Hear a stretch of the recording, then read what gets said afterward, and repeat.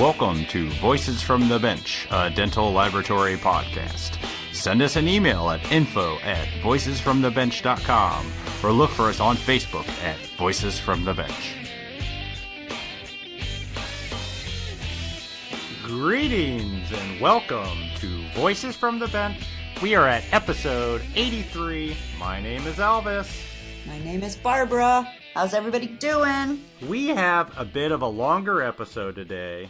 I apologize, but when I was at the DS Lab Marketing Summit back in September, I got some awesome interviews. And the two that we have on today's episode are fantastic. And when I was recording them, I knew in my mind that I couldn't wait to release them. So we're going to get right into it. First up, I talk with a denturist out of Toronto, Canada, named Dillon Guppta. Not only does he see patients all day, but he also runs a commercial lab that gives him a unique perspective on the doctor, denturist, and laboratory relationship. And then I had a chance to sit down with the CEO of Harvest, Sasha Der Avanessian. Sasha stayed after the event to talk to me about how he got into the industry and how he talks about selling an emotion and using human attributes instead of just selling a product. Wow. That sounds kind of sexy. Hey now. Human attribute. Sorry, Elvis. That would be the male attribute and the female attribute, not the human attribute. All right. Get out of the gutter, Barb. I wasn't. It's some super interesting stuff. So let's get right to it. Sasha and Dillon. Is zirconia giving your lab a hard time on your full arch cases? Yes, for me. Have you experienced warping or breakage in your sintering oven? Yes, for me again. Have you ever had an arch return for adjustment and had to scrap it and start all over? Yes. So, there's a better way. Introducing Crystal Ultra Nano Ceramic by Digital Dental, the better alternative for full arch dentistry.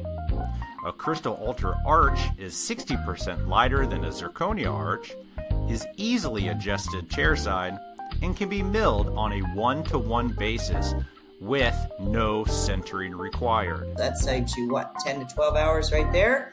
Not only is a Crystal Ultra arch better dentistry for patients, it's better for your lab as well. To learn more about the future of full arch dentistry, visit www.crystalultra.com/voices. Crystal Ultra, feel the difference.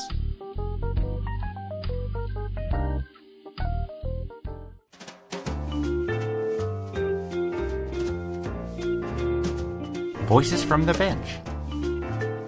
The interview.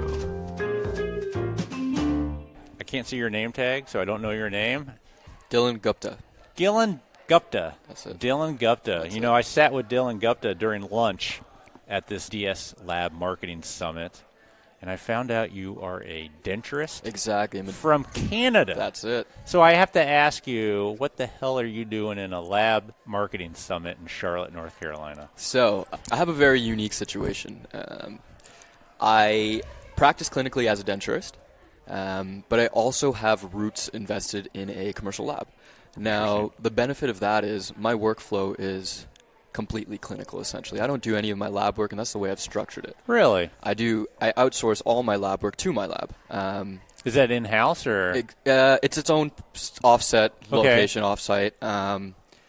Now, the benefit of that is I get to focus strictly on managing my patients and, ultimately making sure they're in the best hands and getting the best care and being able to provide that care when they need it. Sure.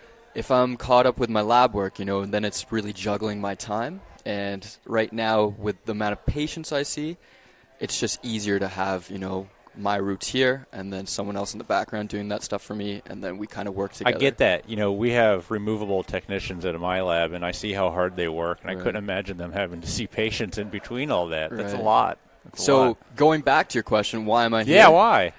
So the lab, we got the big boy equipment. We got these mills. We got the model scanner, and we want to grow. So even though you're a denturist, your lab is fixed and removable? We are a full-service lab. Full service. Exactly. Do it all. Yeah. We started as a Crown and Bridge. We have a very good removables department. And so coming back to the initial question Again, eventually we'll get it answered. Is, finding out different tactics to help promote, not sell our equipment and sell what we have, but give a whole package to offer dentists with support.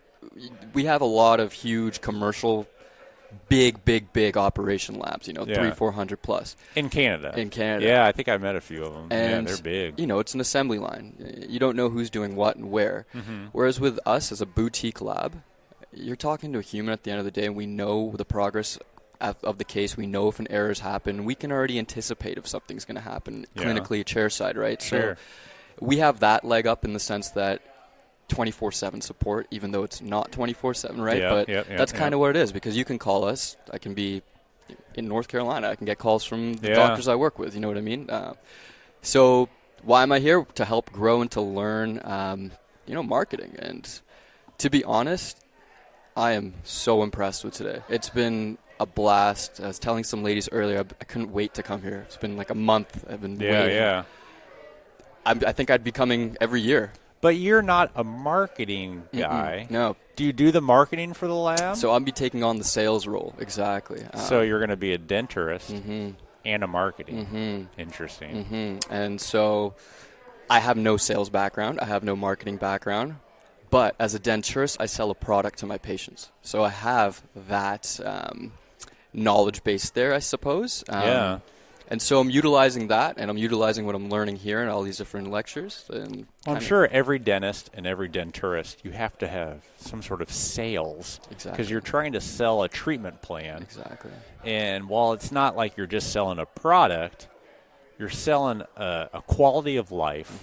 And that's essentially what every lab is doing anyways. Exactly. We're trying to sell a quality product and a quality way of life for their patients. We're trying to rid the stigma of, technicians being the dirty bench workers and, not at an equal playing field as a doctor. But in reality, we work hand in hand with the doctors, and sometimes, we can do more than they even know. Yep. So with that, going back to offering a whole complete package, it's really the support that I find that the doctors that's the best thing we can offer them. Oh, absolutely. And you hear that all weekend long at this marketing summit is no one is marketing a product. They're marketing service. They're marketing ideas. They're marketing help. Right. No one's saying this is my product and this is how much it costs. Right. That's exactly. not, it doesn't happen. And I don't even do that. And even with this podcast, I don't sell the podcast. I sell the people that are on it. Right. Yeah. That's why I'm here, and it's been a great day so far. Learning a lot, meeting a lot of great people. Got to meet you. Oh, my gosh. Quick shout-out to Voices from the Bench. I listen to this thing all the time on my way to work. Canadian. Exactly, I'm a Canadian. My commute to work is about an hour each way. Oh, rough. So these guys, they get me through it. It's awesome. Learned a lot about carbon. Love it. So touch briefly on what's different between Canadian labs and American labs. Is zirconia just as big up there? Yeah, exactly. I mean, it's the same thing. The materials is everything's the same. same. Exactly, yeah. I've noticed in the States, the scale of the labs are they're just bigger. Really? Compared to Canada, there's a lot more boutique labs. I'm sure that's the case here. Sure. But from listening to your guys' podcast, there's a lot of, big, huge labs you guys are interviewing, and it's really cool seeing that insight. Yeah. Being a small player in the game. Sure. With the anticipation and intention to become a big player, right? So it's very nice being able to garner all the knowledge from people that have been there, learned it, done it, and we don't have to make those mistakes almost. So. No, and that's why everyone's so willing to share. Exactly. I mean, that's how you not make the same mistakes. Yeah. I mean, there's no point to it when there's so much knowledge and people willing to share it. I mean, I've had 2 people come up to me this weekend and tell me they're interested in starting a podcast. Nice. And you know what? I'm happy that there's more coming into the market because we need to let the industry know of this new medium. Right. And I tell each one of them, I made a lot of mistakes along the way. If you ever want any help, I'm happy to share it. Exactly, right. And I don't have secrets, and nor do I even know if this is the best way to do it. But, I'm happy to share it. And I think at lunch I was telling you, because of my unique setup, being a denturist, having roots with a commercial lab, seeing pretty much almost every side of the dental world. I want to start vlogging it. Yep. And that's going to be to see exactly what we're doing. I could be vlogging us right now. We you could. Know what I mean? Yeah, all you need is a camera. Same sweet. thing. It's so cool, the platforms to reach out to people, especially in this digital age. It's amazing. Yeah. There's not a lot of people here talking about marketing with print ad. Mm-hmm. You know, that's kind of going out of the way. Exactly. It's all social media. Yeah. You know, vlogs and podcasts. I mean, that's just the way it's going. And it seems like that's what really garners people's attention. That's the way to do it. Because we don't have it anymore. Exactly, I mean, right? Sadly, we don't have the attention span that we used to. I couldn't tell you the last time I read a full article, honestly. And, I play these podcasts in the background when I'm working. Yep. And if I hear a keyword that I'm interested in or, one of your guests have said something or you guys say something, so I just cue in and I rewind that part and I listen to it. And then I might have to listen to it again and again to really understand what's happening. But it's amazing. Do you ever listen to podcasts at 1.5 speed? No. That's like a thing. Really? So people that are so into podcasts, you can speed them up. Okay. So you hear them faster. No way. Yeah, and I'm really worried that people think that's how I really talk. That's hilarious. It's kind of this like chipmunky kind of real fast-paced, but you got to try it. It's kind of funny to do it. Yeah, I'm definitely. But a lot of people do that. That's very interesting. What do you want to gather out of this meeting here? What's your take-home? My take-home is, like I said, I have no marketing background. Yeah, you no gotta sales experience start somewhere. apart from me selling dentures to my patients, right? Yeah. What I want to take from here is, the best approaches to talk to dentists, the best ways to be able to approach them initially, right, and then how to engage with them, how to keep them interested, and make sure that the routes that we're choosing, the avenues we're choosing, are the best with our intentions to grow, right? Yeah. I was in a lecture. My first lecture today was with Mike Dabrowski. Yep. I can't quite remember the name of it, but it was branding, marketing, something like that. Yeah. And I had asked him at the end, I have an idea just to get some feedback from dentists with our current accounts. Send out a comment thing, one for their front end, and then one for the actual owner-operator, the dentist. The front end being the staff, the receptionists who deal with us logistically. And one of the dentists queued in, and he said, "Yeah, that's great, but I'll throw it out, just like every other flyer that comes to me." And you know what he said? It's going to be really important. Provide them a tangible item. Print a crown, make a crown, mill a crown, mill a denture, print a denture, brand it with your own dental logos, whatever it is, it may be. Hand it to them. They're not going to throw away a tooth. They're not going to throw away a denture. They're going to look at that and say, "Hey, wow, this is the products that these guys can produce," and that really stuck with me. Yeah. Because, another sales rep is another sales rep, right? What are they trying to get at? You got to have a remember me item. Exactly. And I was at this marketing summit 2016, and 3D printing was just coming out. And this guy had one, and what he did is he 3D printed his logo and gave it to the clients. And they thought it was cool. They thought it was neat. Wow, you printed this. It's neat. They kept it around. That was his remembrance. Cool. That is very cool. And it showed that his lab was technical, advanced. They were into the 3D printing and stuff. Right. So, I mean, any little thing you can leave helps. Exactly. So that's my take. I've learned so much today. And you were actually talking about it in one of the past podcasts. I'm going to be at DS Lab Summit. If you haven't heard, I was already coming to this, but you had mentioned, I was like, okay, great. This is going to be awesome. We get to meet Elvis. And then two, find out more information about it just through the podcast, right? You heard me talk about how nervous I was going to be. I did not pass out, to let everyone know. I did not pass out. I did not throw up, and I did not urinate my pants. Yeah, he's doing well. I made it through the first. I got another one tomorrow. Yeah, it's been great. Like I said, I'm super ecstatic that you're here doing your podcast. Do you think it's any easier with you being clinical, that you have an insight into how to sell to clinical? 100%. Yeah. Definitely. And like I said, we have our toes dipped in pretty much everything dentistry right now. Yeah. With my team, we have our various doctors we work with, but we also have some of our doctors are also partners with us. Yeah. And so we have that insight. Then we have my RDT, which is the CDT equivalent in Canada. Okay, registered dental technician. We have all of his expertise. And then we have me as a denturist. Doctors do not like dealing with dentures. And that's me, I'm the guy who specializes in that. Yep. So we have that unique niche service to offer there. And definitely working clinical has really shaped my understanding of how to approach situations, not even in dentistry, just generally. Nice. Dealing with people, right? It's all about communication. Sure, absolutely. And Absolutely. In Canada, is it the same here in the States where it's you come out of a dental school and you know nothing about removables and dentures, really? Essentially, yeah. Yeah, and then they're afraid to do it, and then they get into a practice and they do it maybe once, maybe twice a month, and they never really get good at it, so they're all kind of not so great. From my understanding, they spend a week in school. On, that's what I've heard. On dentures, yeah. Yeah, we work with a VA group, a veterans hospital, and they take in residencies. So as soon as they get out of school, they do a year at the VA, which is an amazing opportunity because they do some fantastic work, you know, at the VA. But we met the group last year. I'll never forget this. This doctor looks at me and goes, "I can't wait to do my first denture." Wait a minute, you've graduated. Yeah. He's like, "Yeah, I never got a chance because a patient didn't show, you know, something didn't happen or whatever."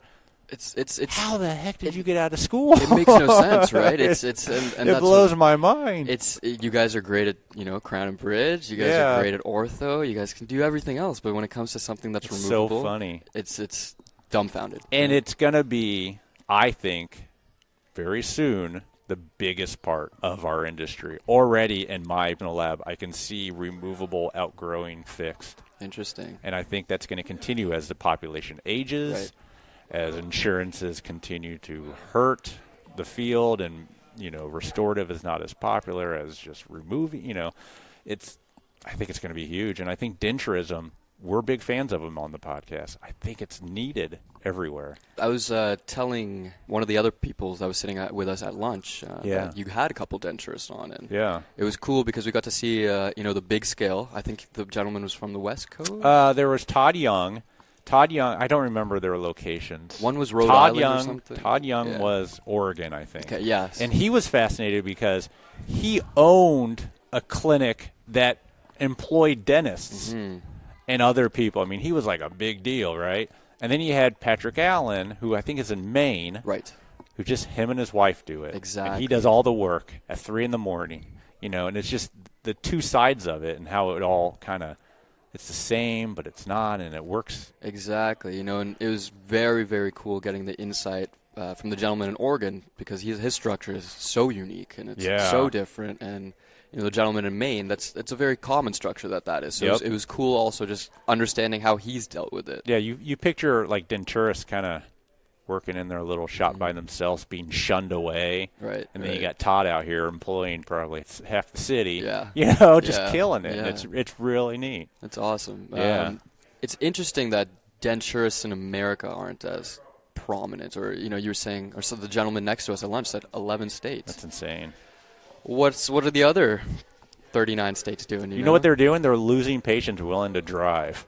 That is what they're doing. I definitely believe that. Yeah, I would. If I had to get dentures, which let's hope I never do, but if I do, I'm totally trusting a denturist over a regular clinician. And that's the way it should be, right? Yeah, but the public doesn't know that, and that's the problem. In the U.S., are independent hygienists a thing? In some states. Okay. We have too many laws in between states. Right. I heard that there's actually states that have restorative hygienists that are actually allowed to seat crowns and stuff. Interesting. Yeah, wow. and when I heard about that, I was like, really? That's wild. There's too many laws in one state that's not in another. And exactly. I don't know how, you know. Even in Canada, our scope of practice is limited province to province. So I'm in Ontario, but if you went to the West Coast in British Columbia, to do cast partials, you have to get the approval of the dentist that the patient is seeing. Even if you're in your own denture clinic, you know, you have your own separate business, you have to get the approval from the dentist. In Alberta, for example, the denturist can take radiographs and interpret them. So it's But you can't in other. We can't in other. Really? Alberta's the only one in Canada where they're allowed to take radiographs, interpret them, and diagnose findings. That's crazy. Exactly. I mean, there's laws. I mean, they're just. That's the thing, right? Yeah. If there's laws, and it's horrible because it limits us. Yeah. Well, the dentists see the same thing. Mm-hmm. I mean, Arizona is now the first state that will allow a licensed dentist from another state to practice there. Right. And that just happened. And to me, that's fascinating that that's even a thing. Mm-hmm. I mean, really. It is very odd, and it'd be very interesting to see if that would change over the next 20 to 30 years to really like you said, the removable market is really going to outgrow the fixed. It's going to be huge. They're going to need a solution for that. They're going to. It's going to be a problem. Exactly. There's going to be a lot of hurt if it doesn't change. And you guys are lucky with Canada being next door as a kind of a guinea pig or a template, right? To really kind of prove that it works. Exactly. How many denturists are in Canada, do you know? I know in Ontario we have over 500. Holy schmoly. And that's dense. Yeah. Now Canada's huge too, right? Well, yeah. Geographically, but Ontario has the most density. The denturism started in Canada, right? Exactly. Yeah. It started in Ontario. It Did started it in really? Toronto. Yeah. No kidding. Yeah. It's denturism. I've noticed is the same. My uncle, he lives in Sydney, Australia, and he's a denturist out there. They call him dental prosthesist. Yeah. His workflow is the same as mine, and it's sure. so cool. Going 21 hours across the world and going to his lab and being like, I haven't even left mine. That's cool. Because everything's the same. Everything's the same. You can take your skill set and go anywhere with it, which is what I like about this industry. Yeah. But yeah, I think every person that requires a denture should have someone specialized to do that care. I agree. Just as an orthodontist would do your ortho work, your hygienist would clean your teeth. Yeah. You take your cardio mechanic for a reason. It's things like that. True. You got to have that specialty trade there, and that person to really be able to troubleshoot everything, because you can't give up at the end of the day. Well, it's even the same as if someone sends in a denture case to our lab. I'm not going to have my crown and bridge guy do it. Exactly. I'm going to have someone that sets teeth all day long do it. Yeah. Because I want to do the best. The patient should want the best too. And I 100% agree with that. That's awesome. Yeah. I appreciate you sitting down. Elvis. I'm so happy to meet you. It's awesome. I'm super happy to meet you. Thank you so much. I appreciate it. And we'll talk to you soon. Thank you very much, Elvis. Thank It's you. been a blast. I'm not even going to attempt your last name. Okay. Well, it's Der Avanessian. Der Avanessian. Correct. Nice. Yeah. And I actually was held back in kindergarten because I couldn't spell it. Really? Yeah. So, but it's actually, if you sound it out, it's actually pretty easy. Yeah. Yeah. So I'm here with Sasha here at the 2019 DS Lab Marketing Summit. Sasha is the CEO Yes. of Harvest Dental. Correct. Everybody knows Harvest. Everybody knows about it. How did you get into this industry, and how did you develop Harvest? So my father was a lab owner. I was born in the industry, and my dad started the lab in 1974. Was it called Harvest? No, it was actually called Premier Dental Ceramics. And I grew up in the lab. It was my favorite place to be growing up. When my friends went to the park, I wanted to go to the lab with Dad. And, I would be with my dad, during those late nights, grinding, trying to get that case out. Mm-hmm. By year 12, I actually became addicted to the LMT magazine. And I actually would, after school, because my mom worked at the lab, so we'd get picked up, dropped off at the lab there, and we just have to kind of fill time. And so my dad would set me up with a little waxer, say, don't burn yourself, you know what I mean, here. And I'd start, playing around. And did you cast pennies and all that? I hear about yeah. people did that when they were kids. No, I didn't do that, but I used to stuff the little crown and bridge boxes with foam. Oh, okay. Yeah. There's an interesting story about that. Anyway, I actually used to collect the LMT, so I'd steal it from the lab and take them home. Yeah. My mom would be all upset because, they're, big tabloid magazines and there's no place for them and they'd be all over the place. But it's actually my prized possession. I have every LMT from 1985. Really? Yeah. And I flip through them all the time. It's like my favorite thing to do. So like during lunch or whatever, I'll just go and I'll just kind of pick out like one from like 1991 or I'll pick out one from 1986 and just look at the technology and the message back then. It's something I enjoy a lot. But so I always knew I wanted to be in the laboratory space. Growing up, my dad was a smile maker. That's what he told me he did. So that's how I used to tell people, what my dad did for a living. And so is that a rare way to describe that industry back then? Well, what was interesting is that people didn't really understand what a dental technician was. I think most people back then that I would talk to them, and at that age, and even their parents, they thought like the dentist did everything. Oh, sure. You know what I mean? So it's like dental technician, dental laboratory, dental technician. Don't you get mistaken for a dentist quite often? Yeah, I mean, I do. That's, and I'm not a technician, but I think that's the kind of level of awareness. Obviously, it's gotten a lot better. the NADL has done a ton to kind of bring awareness, to the industry and to who we are, as a collective group of value providers, in this world. I mean, the way I see it is we're part of God's solution to the human smile. It's an incredible privilege when you play a role in instilling or reinforcing or the reacquisition of confidence in a person's life. The symbol of what a smile means to the human race and being able to be a part of that. It is so linked to self-esteem. Totally. And to be a part of providing that, huge. Yeah. And so, and that was basically kind of, I would say, those were the pillars of my affirmation for the industry. And so I always knew that I was going to get back there. Yeah. So I always knew that what I was going to do for a living was serve dental laboratories. I also knew that because I was in a lab my whole life, I had grown an empathy for the laboratory because I saw what my father went through. Yeah. And, and that really influences a lot of our communication as a company. For instance, I wrote this, in one of my journals, I wrote this down, here's to the smile makers, the ones who have chosen this blessed profession. Their devotion is long and their work tiresome. Their pedestal of fame is hidden and their underappreciation is common. Ask them, and in another life, they would choose it all over again. They've chosen to be smile makers because every new smile refreshes the world. Yeah. And so my dream was to basically, I knew that there was room in the market for an emotional brand. And so the best way that I can contextualize my vision at the time without an actual company founded yet was that I wanted to be the Mont Blanc of dental lab products. I do know what that is because someone gave me that pin when I graduated. Exactly. And that's exactly the reason why. Yeah. Because it means something. It's usually given more so as a gift. Sure. Than it is somebody actually acquiring it because they want to write their name. Right? Oh, yeah. I don't think I ever used the thing. There you go. But it meant a lot to me by who gave it to me. Correct. And when you look at kind of their portfolio and, each product has a reason for existence. Each product has a story wrapped around the manifestation of this instrument. And that was really kind of the basis of what I wanted to create with Harvest. All this happened before you even had a product? Oh, yeah. Wow. Yeah. In the sense, that's how all creativity starts. Right? Yeah. Creativity starts with a vision. And I kind of understood that at 18. My uncle had given me a gift. It was a book called Prosperity Secrets of the Ages. And on the inside cover, he had written this letter to me, this little note. You know how people inscribe them. Kind of.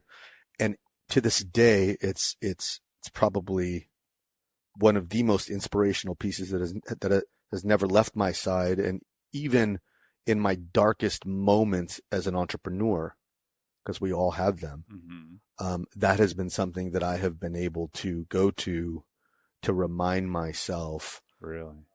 Yeah, some of the principles that I believe are responsible for the God-given success that I've had. And this is what it said. It said, "Dear Sasha, our minds are like fertile soil, and our thoughts are the seeds we plant. An oak tree or a weed, either will grow just as easily. Be careful what you cultivate there." Whoa. Right? And so at the end of the day, we're gardeners. It's who we are as people. And vision is the most prolific asset that we own. Right? The ability to see the future and become the future. To be who we want to see and see who we want to be. Yeah. And so that helped me to, create what we create. And of course, every vision has to have a track, because that track, those are the tracks on which our trains of behavior run. And so I had to then define the behavior of the brand.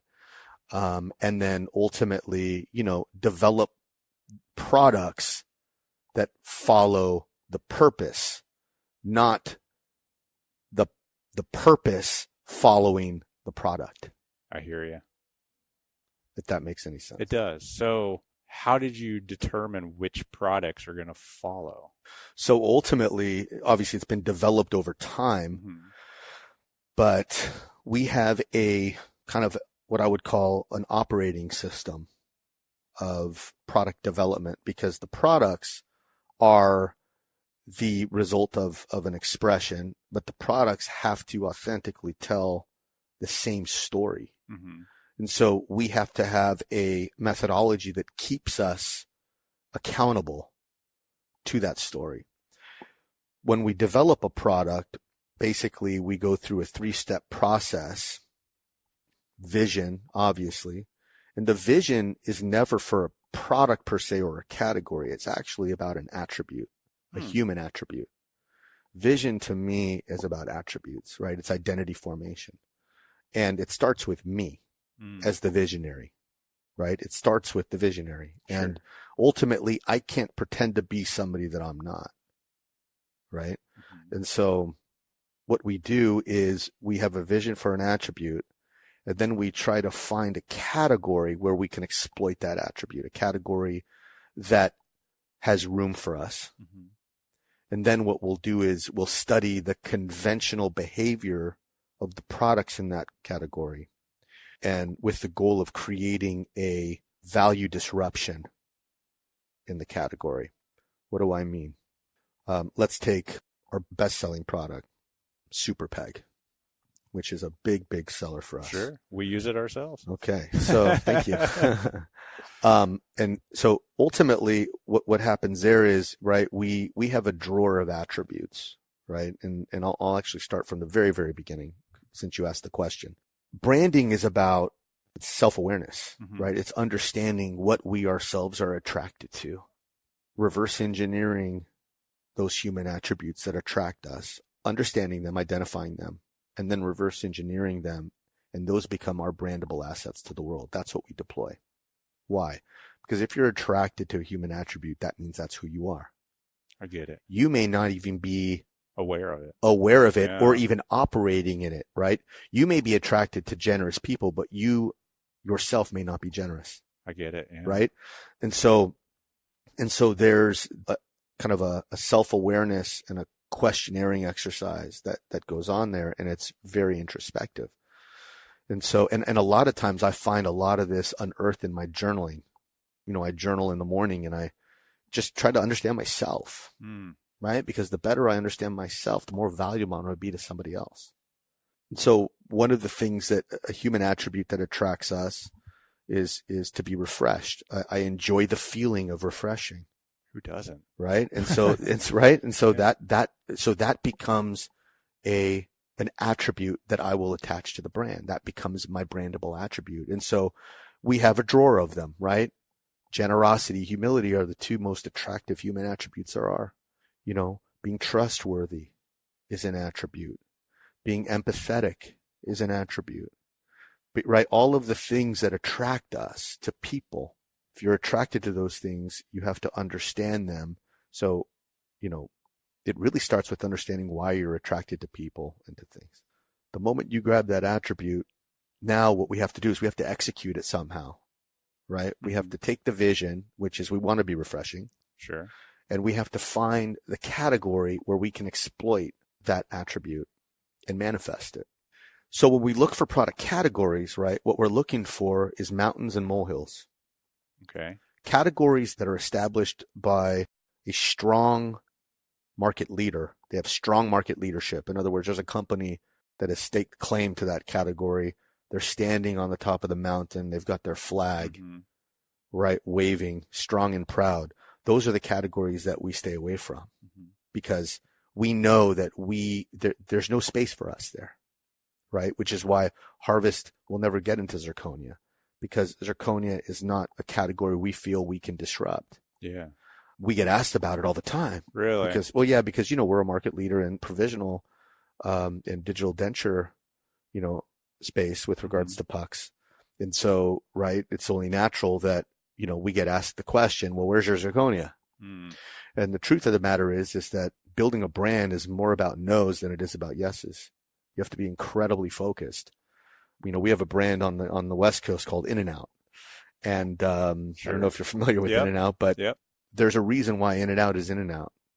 And focus has a lot to do with it, right? They're exclusive to what they do well. Yeah. So we try to do that as well. But, going back, and so when we're looking for a product category, we're looking for molehills. We're looking for categories that are neglected. We're looking for categories where there's no clear leader. We're looking for categories where the products are good. They do exactly what they're supposed to do. Mm. And because of that, there's no value recognition. Get it. Right? Because the product does exactly what it's supposed to do. And so we identified peg putty in that category as being ripe for a value disruption and an emotional interruption. And so how do we do that? Now we apply the convention principle where, this is really a questionnaire process, and it's identifying, the behaviors of the competitors that are the same, right? Mm-hmm. And so once we can do that, we can uncover where the market is stuck in that category. And what we found with peg putties is that every single peg putty would have to be sandblasted out. Oh, yeah. The convention is that it was accepted. Nobody ever asked the question, why does it have to be? Yeah. Why can't it be this? And so if we can create a product that eliminates sandblasting forever, we're going to win. Mm. And so that's where we start. Interesting. And so we have a clear vision of where we want to go. It's based on the attribute. We want to be refreshing, right? We find the catalyst for differentiation, which is that all peg putties have to be sandblasted out. It's identifying the convention. And then the disruption is creating a product that eliminates sandblasting forever. But how then do we actually refresh, right? Because refreshing only occurs when somebody is in a current state of being that is the opposite of refreshing, right? You can't if you're not, yeah. Correct. If you're thirsty, you have to be thirsty to be refreshed by a sip of water. It's the same principle. And so what we had to do, and this is where, communicating your why is so important. And our marketing strategy has nothing to do with the products that we sell. It has everything to do with the purpose of our existence, why we exist, and what our philosophy is and how we think. And so what we do is we advertise the category. And the bet that we make is that those who connect with who we are will make the bet that who we say we are will be represented in the product. And so let's say if they're looking at a catalog, right, and a catalog has 10 peg putties on there, they're going to see the green leaf and they're going to say, well, we have to buy a peg putty anyway. The peg putty is the same price as everybody else's. Let's go with Harvest. Mm-hmm. So here's the catch, and this is really the secret sauce. What we do is we actually withhold the product's greatest attribute from the market. We don't talk about it. We don't advertise it. We don't advertise it because we have to create the catalyst for refreshing if we're going to manifest the attribute, because the attribute has to be manifested. I get it. Right? So what we do then is the customer makes the bet and buys the product. The product does exactly what it's supposed to do and is really no better than the other products on the market. Mm-hmm. They all hold crowns well. They all work well. But when the ceramist realizes that he never has to sandblast another crown for the rest of his life, what we've done is we've accomplished our objective, which is to meet the customer at the intersection of clarity and surprise. Clarity meaning they know something new about us. We've revealed a part of our character that was unknown to them, that we are refreshing. And surprise because we exceeded their expectations.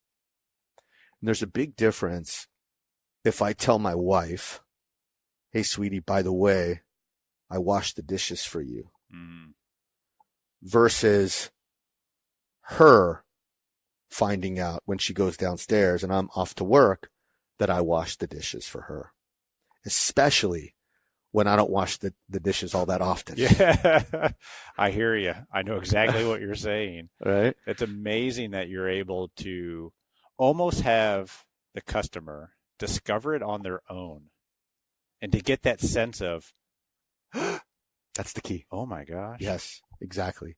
Is this thing really not going to make me have to sandblast again? If they discover it themselves, we'll have more shareable power than if they read it. Correct. Because that person's going to go online, and they're going to turn to the next person, and they're going to spread it. I love this. This is interesting, because at a marketing summit, you expect to learn, how do you put together a pamphlet? How do you sell your product? And there's one thing I learned here from all the talks I was able to go to, and unfortunately, we were talking at the exact same time every time. Yeah, I know. But nobody was in here selling product, branding, education. I mean, everything but. Right. And this is good. I like this. And you do this with every product, Harvest? Yeah, we have to, and that's why, we have a pretty focused line. Like I said, branding is about saying no more than it is about saying yes, because you have to create a narrow lane. Ultimately, we exist as people to be valuable. Sure. Right? That's the key. And value is internalized. Quality is internalized as a feeling, right?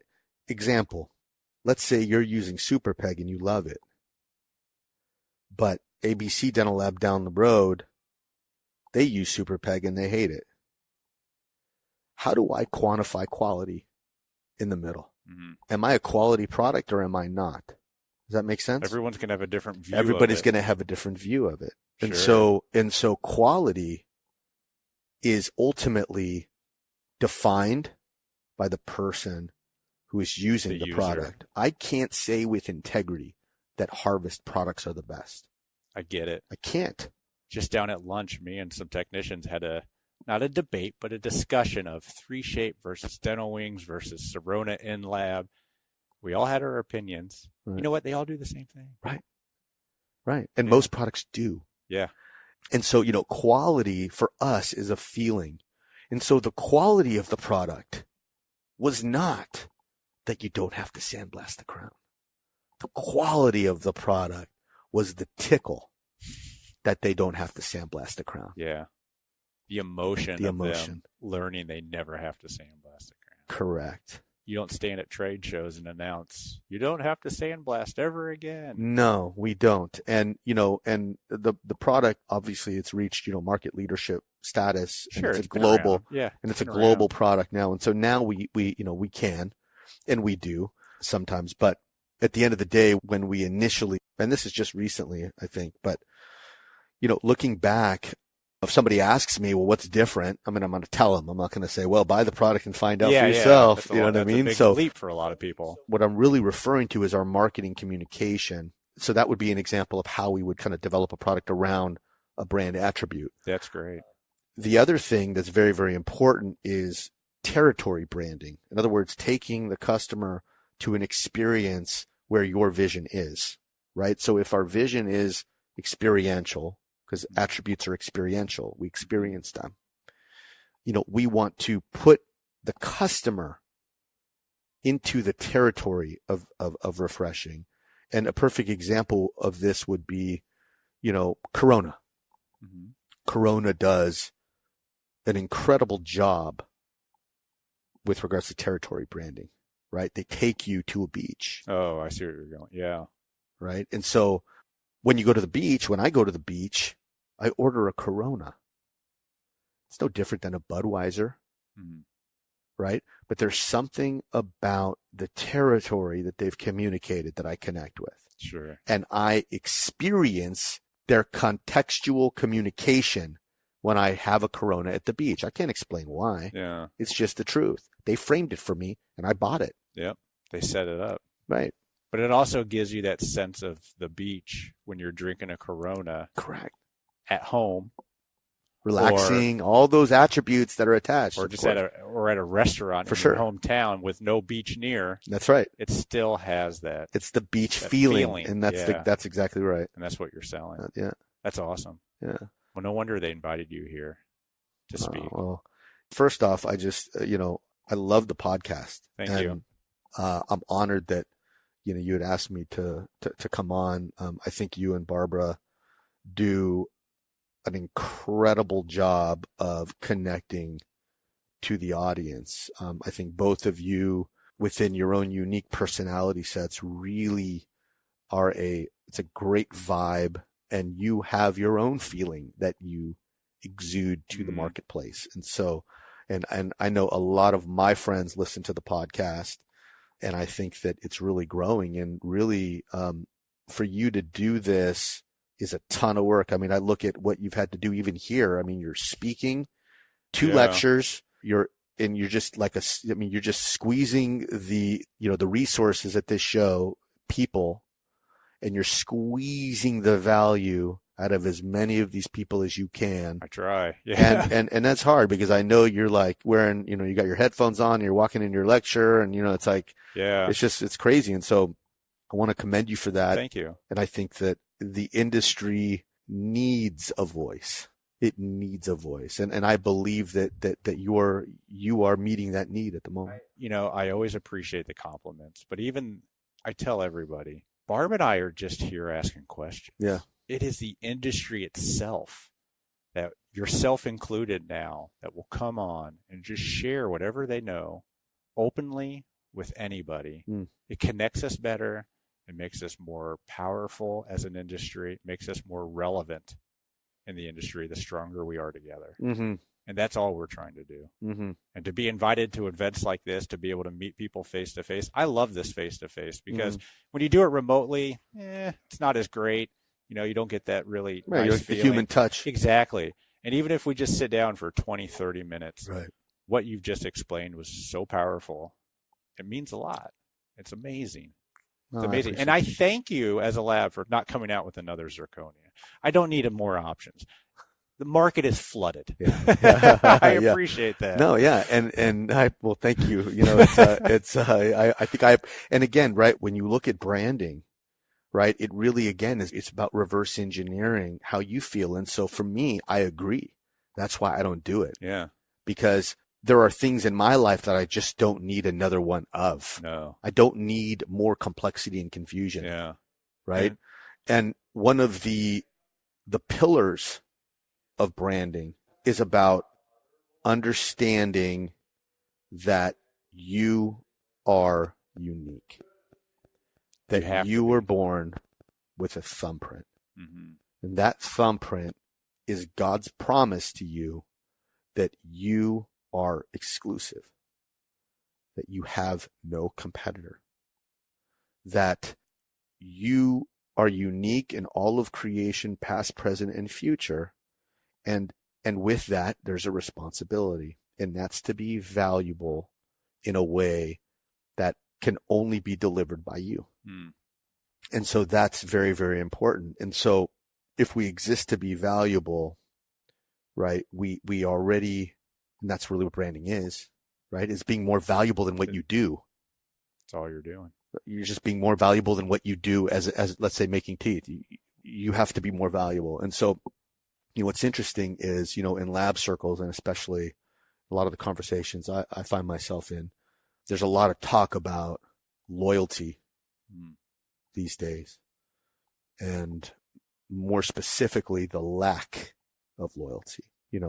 As dental labs, right, you're working hard to keep the dentist happy. It's work, right? I was talking to a guy where the doctor, he's constantly calling him, hey, I need you to come here and, check this, check that, right? And here's a guy who's trying to run a business, right? And the dentist isn't willing to offer to pay for that, right? Yet we have to pay a delivery fee to get pizza, right?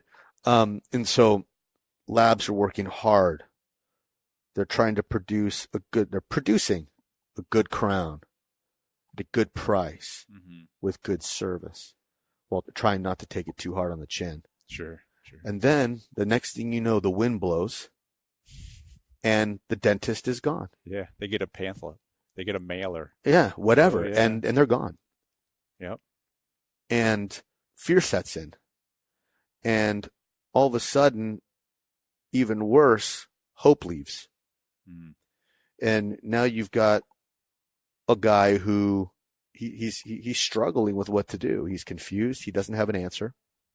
And what's interesting is customer retention statistics tell us that 75% of the customers that we lose would actually deem themselves satisfied with our quality, our price, and our service.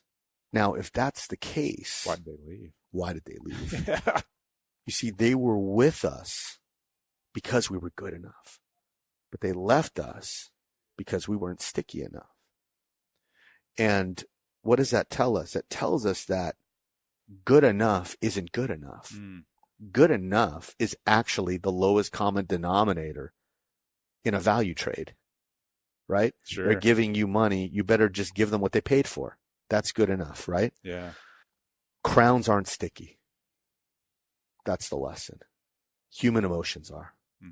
I get it. And for laboratories, my encouragement would be, your job is not to produce a good crown at a good price with good service. Your objective is to be missed. And so at the end of the day, the question has to be, if my laboratory was gone today, what would I want my doctors to miss about me tomorrow? That makes a lot of sense. I mean, if you close your doors today and they move to the next lab, you want them to miss you. You want them to have that sense of they've lost something. Correct. So you just got to make sure you provide it. Yeah. And it becomes, you put yourself in a position to where you are in a relationship that the doctor can't afford to lose. I hear exactly what you're saying. I mean, it makes a lot of sense. And I appreciate you coming on to talk about it. No, it's my pleasure, Elvis. Thank you so much for the opportunity, and keep going, man. It's a wonderful podcast. It's incredibly valuable, and you got me on the hook, man. I'll be listening. I want to bring you back on. I think you got a lot more to share, and I think if we can provide you with a longer platform, I'd love to. we can do this. I'd love to. Cool. I appreciate it, Sasha. Thank you so much. Thank you, Elvis. All right.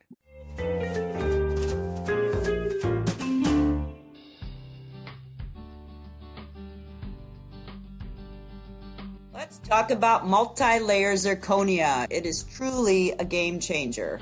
The use of layered zirconia is growing quickly because labs are starting to realize its advantages. Pick the disc with the desired shade, position it in your CAM software so that there's just the right amount of color in the cervical area, or the ideal amount of incisal value, mill it out, and you almost have a finished restoration. After sintering, a nice polished or glazed surface takes it to a satisfying completion. Whipmix realizes that labs are individual and that no one size fits all. So the company's Vericore line of zirconia milling materials includes natural, unshaded discs that allow the artist in you to emerge, which we love, pre-shaded discs that deliver an accurate base shade representation, and the Vericore ZR Pro ML. The multi-layer version of the popular Pro line of zirconia is pre-shaded in the popular Vita shades, and it's available in 3 thicknesses to enable the user to position the disc so that it captures just the right amount of color distribution in its layers. If natural aesthetics combined with quick production appeals to you, call Whipmix at 1-800-626-5651 or visit its website at www.whipmix.com. And once again, thank you, Whipmix, for sponsoring Voices from the Bench. So we can't thank enough Dillon and Sasha for taking the time out of the summit to sit down with my partner, Elvis. We're really glad you did and look forward to talking to both of you in the future. I think that was a great interview. Well done, partner. Thanks again, Dentsply Sirona, for allowing Elvis to record at the summit. Hopefully next year we'll be there and we'll be there together. Hope to see even more people next year. Awesome. Don't forget that there's only about 2 weeks left to get a shirt that lets the world know that dental technicians have better technique. I have something to say about that, okay. But I'm not. Oh. Keep going. Head over to this episode's show notes or voicesfromthebench.com to order yours before November 6th. And remember, as always, all profits go towards the foundation of dental laboratory technology. Yay! In less than 2 weeks, November 7th, 8th, and 9th, Elvis and I will be at the Eastern Conference of Dental Laboratories yearly meeting. Not only will my partner Elvis be speaking to the members during the lunch about marketing and the podcast, but we will both be sitting down to record. So come by, speakers, vendors, attendees, sit down, chat with us. And just remember, when I'm there, I'm going to come grab you. So make sure you don't make eye contact. And even if you don't, I'll come grab you anyways. But we would love to chat. Just come by. Yeah, definitely. If you're anywhere on that side of the country, November 7th, 8th, and 9th, make sure you sign up for this great event. They have some wonderful speakers. Check them out. Link to the event's website on this episode's show note. And as always, a big thanks to this week's sponsors, Digital Dental and Whipmix. We thank you for the support. And speaking of Whipmix, next week starts the many interviews that I got while at the Whipmix Digital Forum. Be sure to come back next week and check it out.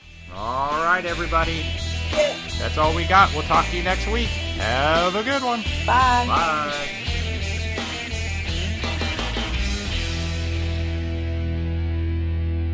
I do not have better technique.